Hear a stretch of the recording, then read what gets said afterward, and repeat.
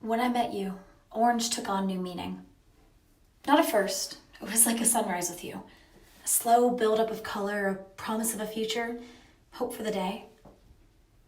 Knowing you was like learning to bask in the bright, deep warmth of the sun. Something in me did not trust this orange, but it wanted to. I hadn't seen a color so sweet, so deep, and so complex, as if there was something I could not see. The sun rose, but it told me it was not ready to rise, that it would one day be wrong, as if time were speeding along, forcing the sun to move before it was ready. I trusted the rays, but I did not listen to the sun. It had risen despite saying it could not, so I took advantage of the borrowed light and stolen time. I was ravenous to stay in its warmth. When you only have lived in ice, the heat of the sun becomes an incurable addiction, one you cannot have prepared for. But fires, while warm, always burn. I basked in the presence of the orange, a presence that I did not realize was absent for all of my life.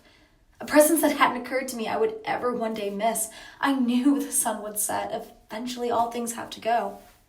But as the sun climbed from dawn to midday, the overpowering heat made me feel as if maybe it would never set, that my orange would stay once it realized the love in me it was growing.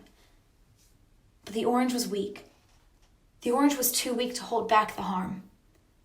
The rays that warmed my heart of ice, that woke me up one morning, that showed me what a light really was, those rays turned harsh. To see my orange, I had to force myself to squint. To look directly at my orange hurt. My orange began to burn.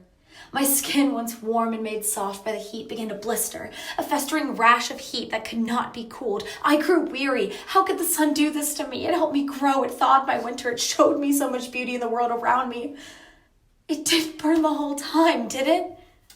Was it always this painful, this bright, this overwhelming, or was it slowly burning me like it always does to those who come too close? I was an Icarus who flew too close to the orange, in hopes that I would not follow the same story the sun already confessed to, hoping that I would be different. I had survived pure darkness, but the night now seemed to hold relief from the presence of the orange, now painful, but all things come to an end. I cursed the sun. I hated the orange for its false security. I cried, hoping the cool of my tears could heal the wounds forced upon me by the safety net of an orange I thought I could trust. I knew the sunset was just a few moments away, and that I would have to wait until the inevitable time, the time the sun promised me from the first moments of the sunrise, that it would leave. I looked forward to the dusk, but I could not wait that long. I closed my eyes and turned away from the sun, sacrificed my back to the heat in order to protect whatever was left of myself from the burn that the orange could not control. Can you really blame the sun for burning? Was it the orange's fault? It did warn me from the start. But the orange had promised me it wouldn't burn me again. Yet with every passing hour, it only became more and more unbearable. At dusk, I opened my eyes. I felt the scars start to cool.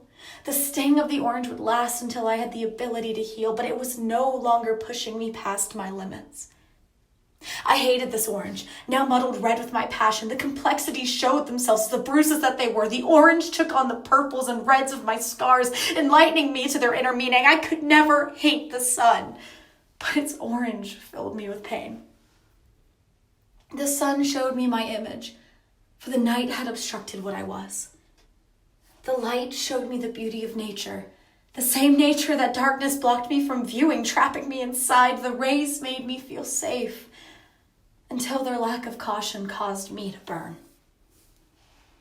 But now it was dusk, and I was scared of the darkness returning, but my scars welcomed the cool and comfort of the past, hoping that maybe this time the darkness could be kind. If the light hurt me this terribly, was I meant for darkness? Interrupting my fears, something else began to rise.